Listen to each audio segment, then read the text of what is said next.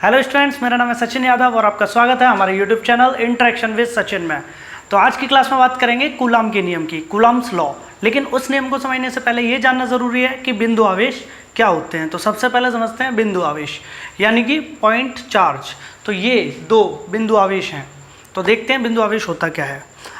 अगर दो वस्तुएँ हों और दोनों आवेशित हों, उनका कुछ भी आकार हो, सपोज करके एक इतनी बड़ी है और एक और इतनी बड़ी है, और उन दोनों को अगर हम बहुत दूर एक दूसरे से ले जाएं, इतनी दूर ले जाएं कि ये वस्तु उस वाली वस्तु को बिंदु के समान देखे और वो वाली वस्तु भी इस वाली वस्तु को बिंदु के समान देखे, तो इन दोनों आवेशित वस्तुओं को बिंदु आवेश बोल देंगे। कहने का मतलब ये है कि बिंदु आवेश का मतलब ये नहीं है कि कोई आवेश हो वो बिंदु के समान हो, नहीं। आवेशित वस्तु हो, वो दोनों आवेशित वस्तुएं एक दूसरे से इतनी दूर हों कि इस वस्तु को ये वस्तु बिंदु के समान लगे और इस वस्तु को ये वस्तु बिंदु के समान लगे, यानी उनके बीच की दूरी इतनी ज़्यादा हो। तो देख सकते हैं डेफिनेशन क्या है। यदि आवेशित वस्तुओं का आकार उनको अलग करने वाली दूरी की तुलना में बहुत कम हो तो इन दोनों वस्तुओं को बिंदु आवेश माना जा सकता है। यानी कि ये वस्तु और ये वस्तु बिंदु नहीं है, बहुत बड़ी होंगी, पर इनके बीच की दूरी इतनी ज़्यादा कर दी जाए कि इसको ये बिंदु के समान लगे और इस वस्तु को ये बिंदु के समान लगे। जैसे एक हवाई जहाज़ बहुत बड़ा होता है, लेकिन जब वो ऊपर उड़ रहा होता है तो हमें इतना सा दिखता है, और दूरी पे वो चला जाए तो ऐसी स्थिति भी आएगी कि हमें वो बिंदु के समान लगे, एक पॉइंट के समान लगे। तो बिल्कुल वैसे ही ये दोनों आवेश। तो यहाँ ध्यान देने की बात यह है, बहुत से स्टूडेंट्स पॉइंट चार्ज यानी बिंदु आवेश को ये समझ लेते हैं कि दोनों आवेश बिंदु हैं, पर ऐसा नहीं है। वो दोनों आवेशित वस्तुएं एक दूसरे से काफ़ी दूर हैं, इसका सही मतलब ये है। तो अब बात करते हैं कूलॉम का नियम। कूलॉम का नियम यानी कि कूलॉम्स लॉ। तो 1785 में फ्रांसीसी वैज्ञानिक हुए चार्ल्स कूलॉम, उन्होंने नियम दिया कूलॉम का। उसी नियम को बोलते हैं कूलॉम का नियम। अनेक प्रयोगों के आधार पर कुछ निष्कर्ष निकाले इन्होंने, चार्ल्स कूलॉम ने, और उन निष्कर्षों के आधार पर बताया कि दो बिंदु आवेश हों। बिंदु आवेश मैंने आपको पढ़ा दिया कि दो बिंदु आवेश हों, उनके बीच में जो लगने वाला आकर्षण या प्रतिकर्षण बल है वो कैसे बिहेव करता है। तो ये दोनों बिंदु आवेश हो गए Q1 और Q2। आवेश को Q से व्यक्त करते हैं। अब यहाँ दो विपरीत आवेश हैं तो इनके बीच में जो बल लगेगा वो आकर्षण बल लगेगा। और ये दोनों जो बिंदु आवेश हैं उनके बीच की दूरी है स्मॉल r। बिल्कुल वैसे ही यहाँ पे भी दो बिंदु आवेश Q1 Q2 मान लिए हैं जिनके बीच की दूरी है स्मॉल r। और यहाँ पे समान आवेश हैं तो इनके बीच में प्रतिकर्षण बल लगेगा। यहाँ पे भी समान आवेश हैं माइनस माइनस, तो इनके बीच में प्रतिकर्षण बल लगेगा। तो कूलॉम ने बताया कि दो आवेश Q1 Q2 हों और उनके बीच की दूरी हो r, तो उनके बीच लगने वाला आकर्षण या प्रतिकर्षण बल स्मॉल कैपिटल F, इन दोनों आवेशों के गुणनफल के अनुक्रमानुपाती होता है। मतलब आवेश का परिमाण एक का Q1 एक का है Q2, इनके गुणनफल के मल्टीप्लाई के डायरेक्टली प्रोपोर्शनल है। कहने का मतलब है इन दोनों का गुणा Q1 और Q2 जो भी होगा, 1 कूलॉम 2 कूलॉम तो मल्टीप्लाई करके 2 हो गया, 1 इंटू 2, 3 कूलॉम 5 कूलॉम तो मल्टीप्लाई करके 3 इंटू 5 15 हो गया। तो कहने का मतलब है दोनों आवेशों के गुणनफल के अनुक्रमानुपाती होगा। अनुक्रमानुपाती का मतलब है अगर गुणनफल का मान बढ़ेगा तो जो वैद्युत बल है उसका मान भी बढ़ेगा, और अगर गुणनफल का मान कम होगा तो वैद्युत बल का मान भी कम होगा। बिल्कुल इसके साथ साथ चलेगा। अनुक्रमानुपाती का मतलब है साथ साथ चलने वाला, अनुसरण करने वाला, अनुक्रमानुपाती। और उन्होंने एक और बात बताई कि यदि इन दोनों आवेशों के बीच की दूरी जो स्मॉल r है उसको हम बढ़ा दें, यानी कि दो आवेशों के बीच की दूरी बढ़ा दें, यानी दोनों आवेशों को दूर दूर कर दें, तो जो लगने वाला बल है F वो बीच की दूरी r के वर्ग के व्युत्क्रमानुपाती है। यानी F is inversely proportional to r square. व्युत्क्रमानुपाती और अनुक्रमानुपाती में अंतर है। अनुक्रमानुपाती का मतलब ये था कि इन दोनों आवेशों का गुणा अगर उसका मान बढ़ रहा है तो F भी बढ़ेगा, और दोनों आवेशों के गुणनफल का मान घट रहा है तो F भी घटेगा। लेकिन व्युत्क्रमानुपाती का मतलब ये है कि अगर r स्क्वायर का मान बढ़ेगा तो F की वैल्यू कम होगी, और अगर r स्क्वायर का मान घटेगा तो F का मान बढ़ेगा।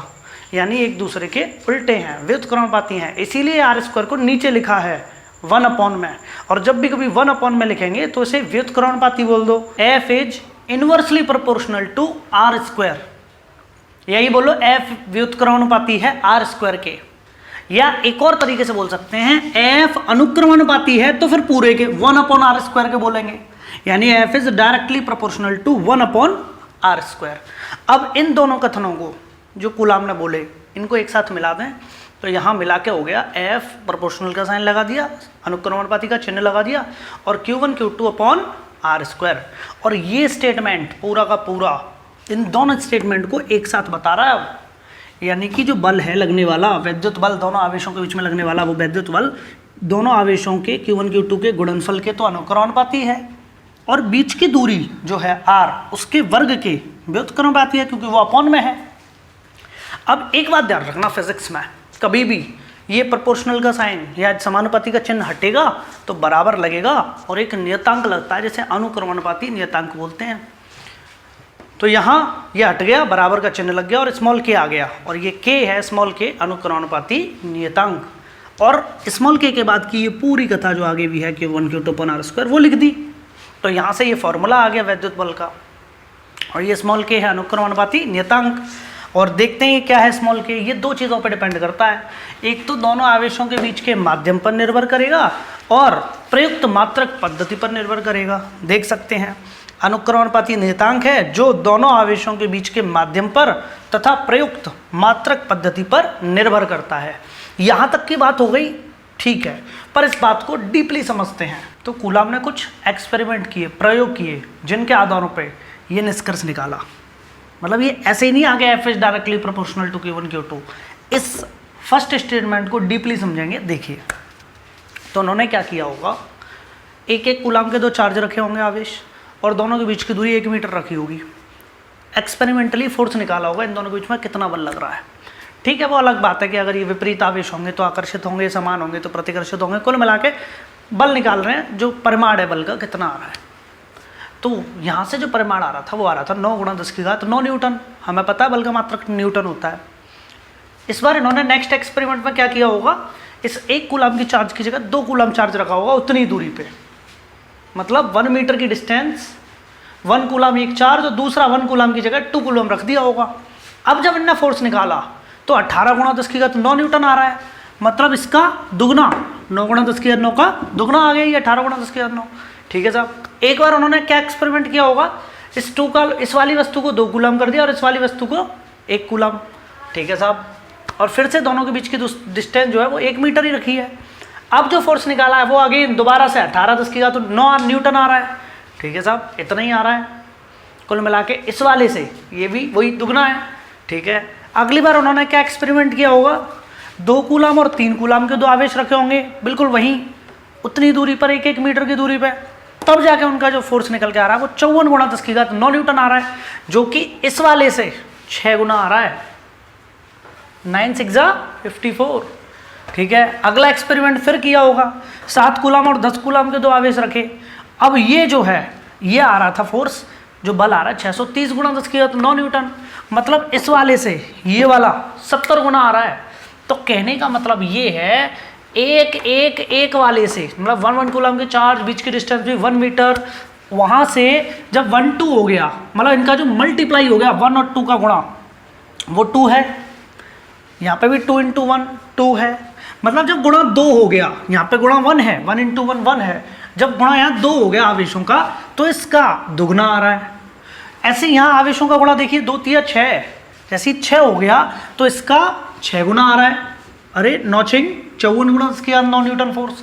अब जब इन दोनों आवेशों का गुणा 70 है, 7 × 10 = 70, तो इस वाले बल से 70 गुना आ रहा है ये, 9 × 10⁻9 से ये 70 गुना है, 630 × 10⁻9।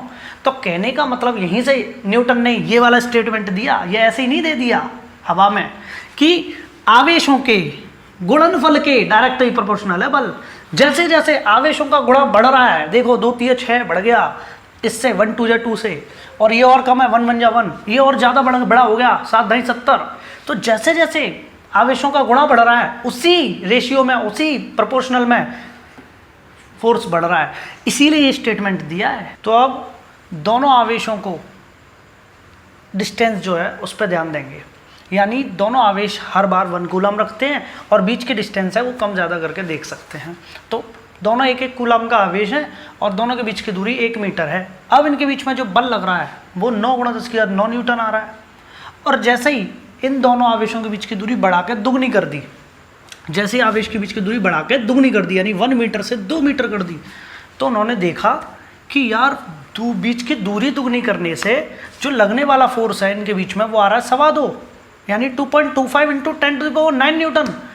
ये 2.25 का मतलब ये है पहले वाले फोर्स की तुलना में ये कितना आ रहा है, ये आ रहा है 2.25 मतलब 9/4 होता है इंटू 10⁹, यानी कि इस 9 × 10⁹ का, इस पूरे ऊपर वाले 9 × 10⁹ का चौथा पार्ट है ये, है या नहीं भाई? 1/4 है कि नहीं है ये वाला बल? यानी कि अगर इससे ये दूरी दुगनी कर दी तो जो बीच में लगने वाला बल है वो 1/4 हो गया, 1/4 हो गया।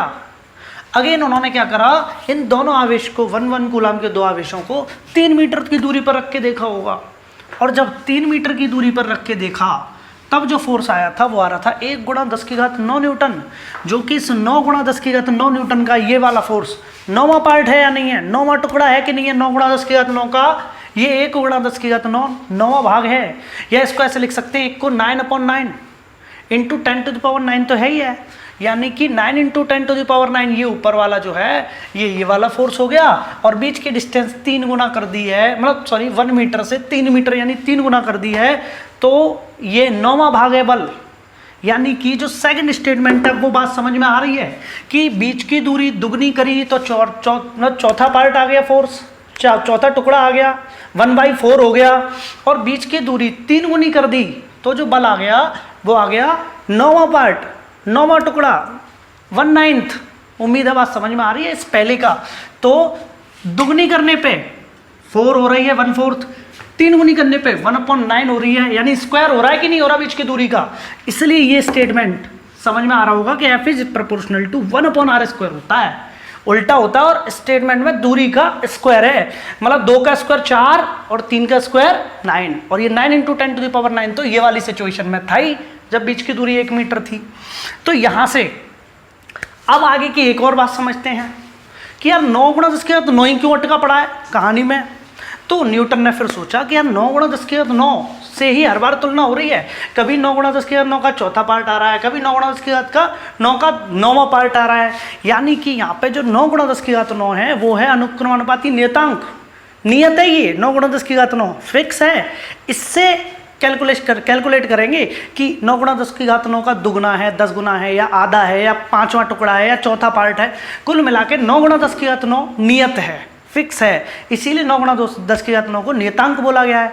तो कहने का मतलब है जो मैंने स्मॉल k माना था अनुक्रमानुपाती नियतांक, वही है 9 × उसका जो मान है वो है 9 × 10⁹। तो देख सकते हैं कैसे है, तो हमें फॉर्मूला पता है, ये निकल के आ रहा था F = small k Q1 Q2/r²। अब स्मॉल k की वैल्यू 9 × 10⁹ लिख दी, क्योंकि ये नियत है 9 × 10⁹, नियत अंक, नियतांक। ऐसे Q1 और Q2 का मान रखा 1 1, ये है 1 × 1। फिर बीच की दूरी 1 मीटर, ठीक है भाई, r की जगह 1 रख दिया, 1 का स्क्वायर।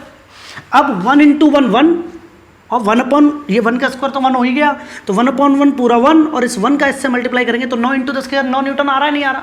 यानी ये जो फोर्स आ रहा है इसमें स्मॉल k की वैल्यू 9 × 10⁹ 9 आ रही होगी। ठीक है साहब, क्लियर हो गई।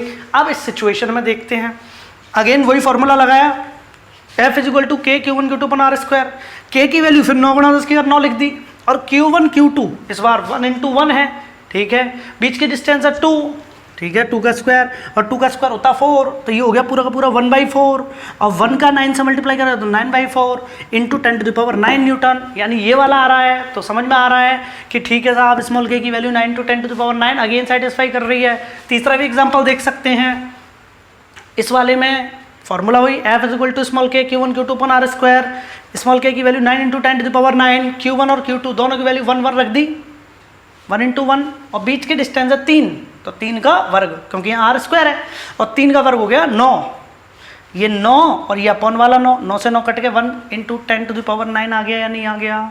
तो यहाँ से एक बात समझ में आ रही है, स्मॉल k की वैल्यू है 9 × 10⁹, तो हमारा फॉर्मूला था F = k Q1 Q2/r²। और एक बात अब ध्यान देने की ये है कि अक्सर सुविधा के लिए हम स्मॉल k को 1/4 पाई एप्सिलॉन 0 बोल देते हैं। ये है एप्सिलॉन 0, तो स्मॉल k को 1/4 पाई एप्सिलॉन 0 बोल देते हैं। और इस 1/4 पाई एप्सिलॉन 0 की भी वैल्यू वही होगी जो k की वैल्यू है, तो ये हो गया 9 × 10⁻⁹। लेकिन इस 1/4 पाई एप्सिलॉन नॉट का या एप्सिलॉन 0 का पूरे का 1/4 पाई एप्सिलॉन 0 का मात्रक होता है, यानी 9 × 10⁻⁹ का जो मात्रक है वो है newton metre square upon coulomb square. अब समझते हैं कि ये यूनिट कैसे आया, न्यूटन मीटर स्क्वायर प्रति कूलम स्क्वायर।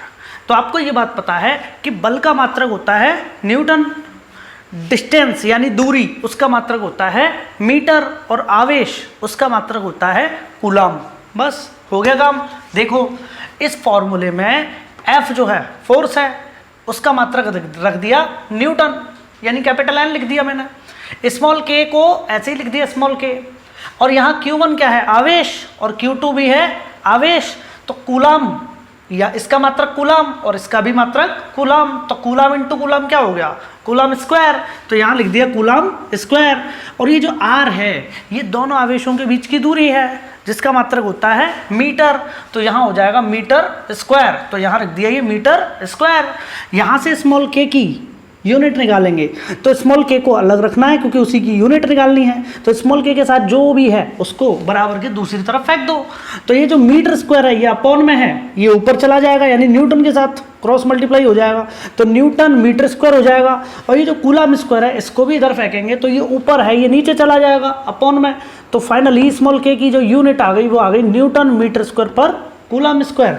तो कहने का मतलब है ये बात समझ में आ रही है कि स्मॉल k को 1/4 पाई एप्सिलॉन नॉट बोल देते हैं, और इसका जो मान है वो है 9 × 10⁹, जिसका मात्रक है न्यूटन मीटर स्क्वायर प्रति कूलम स्क्वायर, जो कि यहाँ से निकला है।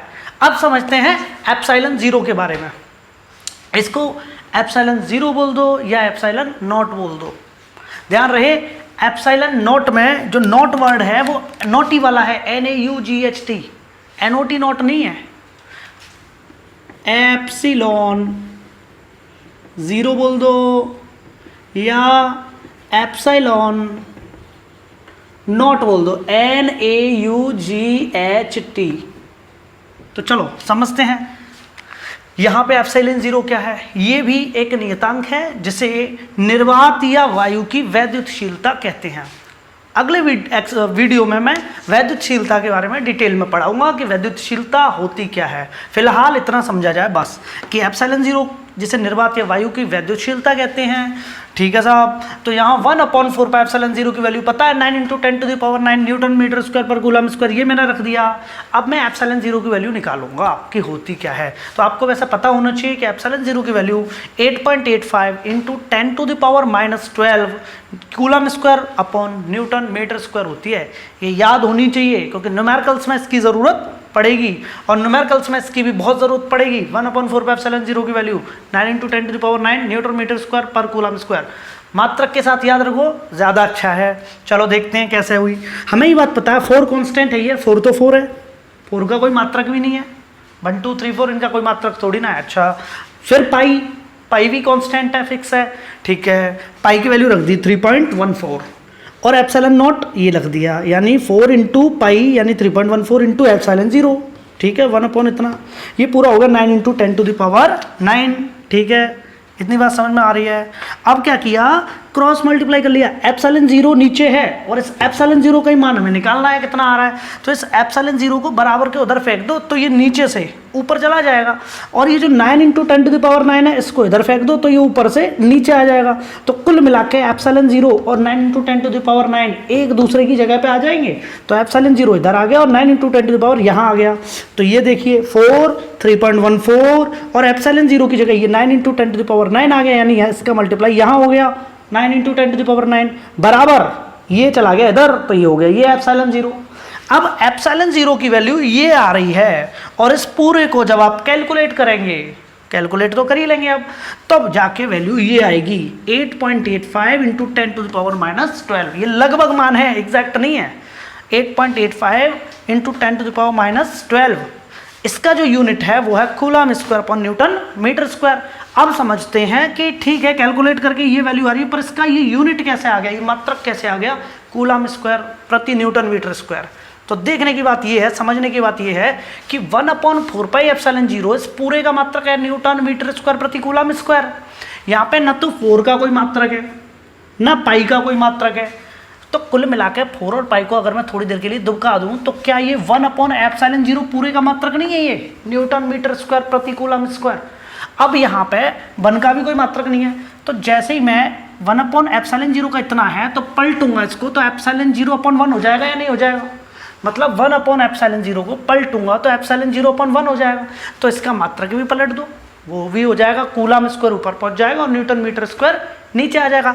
तो ε0 का मात्रक हो गया कूलम स्क्वायर प्रति न्यूटन मीटर स्क्वायर। तो शुरू में हमने पढ़ा था कि अनुक्रमणपाती नियतांक स्मॉल के जो है वो दो चीज़ों पर डिपेंड करता है, दो चीज़ों पर निर्भर करता है। एक तो दोनों आवेशों के बीच में माध्यम जो है उस पर निर्भर करता है, और दूसरा प्रयुक्त मात्रक की पद्धति पर निर्भर करता है।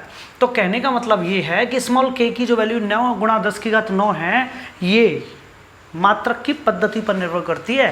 कहने का मतलब ये है कि बल का मात्रक अगर हम न्यूटन नहीं लगाते और दूरी का मात्रक मीटर और आवेश का मात्रक कूलम नहीं लगाते तो स्मॉल के की वैल्यू 9 × 10⁹ नहीं आती। कहने का मतलब ये हुआ कि न्यूटन मीटर और जो कूलम जो हैं ये एसआई पद्धति में मात्रक हैं, एसआई पद्धति के मात्रक हैं या नहीं हैं। तो प्रयुक्त मात्रक की पद्धति पर निर्भर कर रहा है स्मॉल के का मान। और दूसरी बात कि स्मॉल के का मान माध्यम की प्रकृति पर निर्भर कर रहा है कि कैसा माध्यम है। उदाहरण देखें कि अगर एक एक कूलम के दो आवेश और बीच की दूरी 1 मीटर हो, अभी हमने यही एग्जांपल लिया था और सारे के सारे एग्जांपल हमने वायु में लिए थे। तो देखते हैं जब ये वायु में थे तो जो फोर्स आ रहा था ये आ रहा था 9 × 10⁹ न्यूटन।